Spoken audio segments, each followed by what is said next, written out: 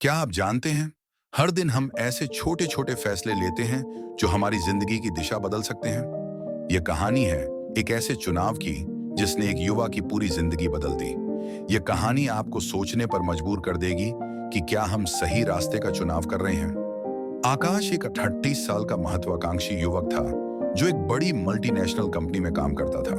उसकी जिंदगी शानदार लगती थी, महंगा फोन, गाड़ी और एक आलीशान अपार्टमेंट। लेकिन अंदर से वह खाली महसूस करता था। हर दिन ऑफिस से घर लौटते समय वह एक पुराने चाय के ठेले के पास रुकता था। ठेले वाला आदमी रमेश हमेशा मुस्कुराता था, चाहे उसकी आर्थिक स्थिति कैसी भी हो। आकाश को यह देखकर हैरानी होती थी कि इतनी सादगी में रमेश इतना खुश कैसे रह सकता है। एक दिन आकाश ने पूछ ही लिया, रमेश भाई, आपके पास न बड़ी गाड़ी है न बड़ा घर, फिर भी आप हमेशा इतने खुश कैसे रहते हो।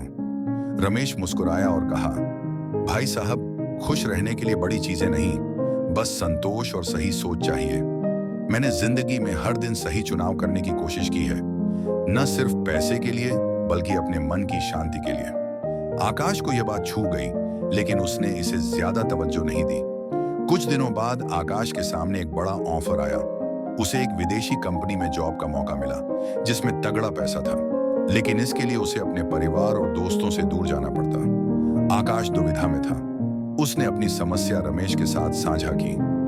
रमेश ने उसे एक पुरानी कहानी सुनाई। एक किसान के दो घोड़े थे। एक बहुत तेज दौड़ता था लेकिन ज्यादा समय नहीं टिक पाता था। दूसरा धीमा था लेकिन लंबी दूरी तक साथ देता था।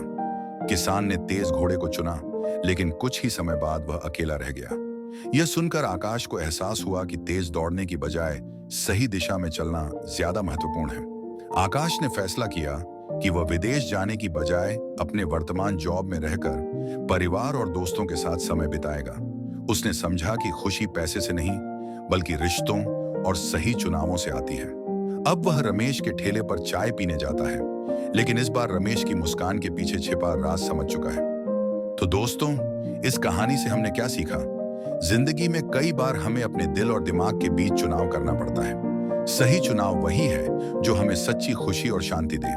क्या आप भी अपनी जिंदगी में सही चुनाव कर रहे हैं? अगर यह कहानी आपको पसंद आई हो तो इसे लाइक करें, दोस्तों के साथ शेयर करें और हमारे चैनल को सब्सक्राइब करना न भूलें।